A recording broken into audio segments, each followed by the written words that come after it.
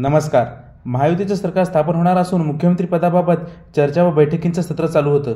त्यातच आज काळजीवाहू मुख्यमंत्री एकनाथ शिंदे यांनी पत्रकार परिषद घेऊन याविषयी आपले मत मांडले. सुरुवातीला एकनाथ शिंदे यांच्या शिवसेनेकडून मुख्यमंत्री पदासाठी आग्रह होत असताना भाजपच्या दिल्लीतील हायकमांडने असं सुचवलं की पूर्ण 5 वर्ष भाजपचा मुख्यमंत्री राहील. त्यामुळे शिंदे व अजित पवार यांना उपमुख्यमंत्री पदावर समाधान मानावं लागणार होतं. परंतु एकनाथ शिंदेंना ही अट मान्य नसल्याने भाजपने पुन्हा त्यांना दुसरी ऑफर दिली होती, ती म्हणजे केंद्रात येण्याची. एकनाथ शिंदे केंद्रीय मंत्रिमंडळात किंवा उपमुख्यमंत्री होण्यासुद्धा इच्छुक नाहीत अशा बातम्या आल्या होत्या.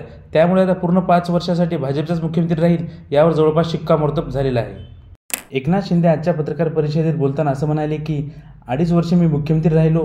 जनतेच्या कल्याणासाठी मला वेगवेगळे निर्णय घेण्याची व त्यांच्यासाठी काम करण्याची संधी मिळाली, याचा मला आनंद आहे व मला मुख्यमंत्री करण्यामध्ये भाजपमधील केंद्रीय नेत्यांचं मला चांगलं पाठबळ मिळालेलं आहे. आगामी मंत्रिमंडळात त्यामध्ये मुख्यमंत्रीपदही आलं.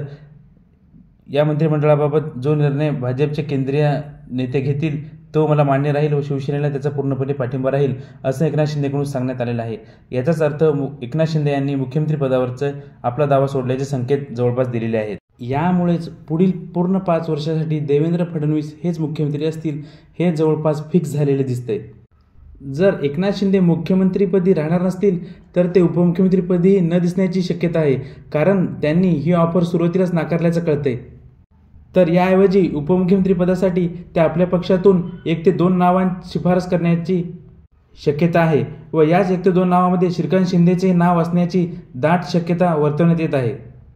तर या लेवलच्या काही घटना घडतात का हे बघणे महत्त्वाचे ठरेल. तर मुख्यमंत्रीपदासाठी लवकरच देवेंद्र फडणवीस यांच्या नावावर दिल्लीतील भाजपच्या नेत्यांकडून शिक्कामोर्तब होणार आहे.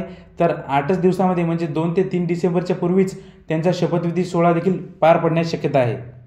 तर त्यांच्यासोबतच पुन्हा एकदा अजित पवार उपमुख्यमंत्री पदाची शपथ घेणार असल्याचं सांगण्यात येत आहे.